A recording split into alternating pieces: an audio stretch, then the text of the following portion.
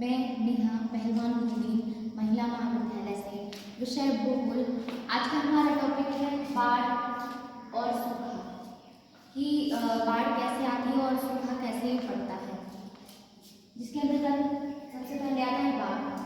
वर्षा का जल जब अपने प्रवाह मार्ग, नदी नाले आदि से बहने के अतिरिक्त आसपास के क्षेत्रों में फैल जाता है, जहाँ सामान्यतः पानी नहीं रहता, तो उसे बाढ़ कहते हैं।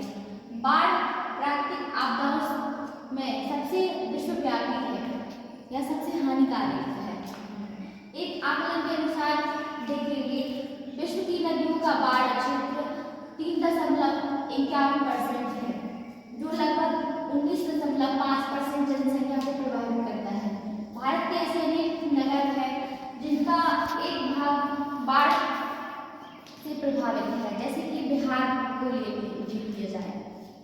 कोसी नदी, जो हमेशा ही उसका नाम इसलिए पड़ गया बाढ़ के कारण कि बिहार का स्रोत है कोसी नदी। अब जानेंगे बाढ़ के कारण। सबसे पहले है बाढ़ की अनिश्चितता, वर्षा की अनिश्चितता। अनेक शुष्क व अर्धशुष्क क्षेत्रों में वर्षा कम होने से जल प्रवाह मार्ग अवरुद्ध हो जाता है। ऐसी स्थिति में जल की वर्षा अधिक होती है तो उनका निकास कठिन हो जाता है।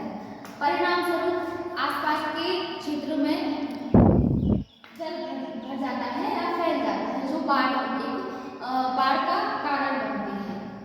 इसी में आगे देखते हैं नदी मार्गों में मानव निर्मित व्यवधान, जैसे मानव निर्मित जलाशय, बांध, रेल, सड़क आदि नदियों के स्वाभाविक प्रभाव में पाए जाते हैं।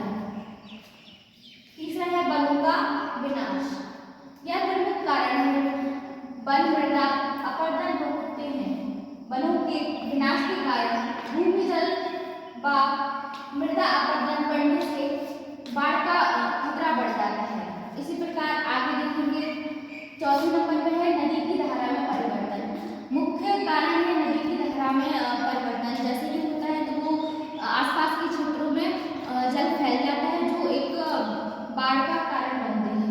पांचवा है नदी तल में अधिक मलबे का जमाव, जैसे कि इसको कहेंगे मानव निर्मित या फिर प्राकृतिक आपदा, जैसे कि भूस्खलन।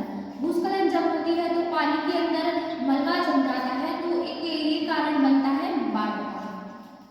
छठा है तटबंध, जैसे कि मानव निर्मित जो तट बनाए जाते हैं या बांध बनाए जाते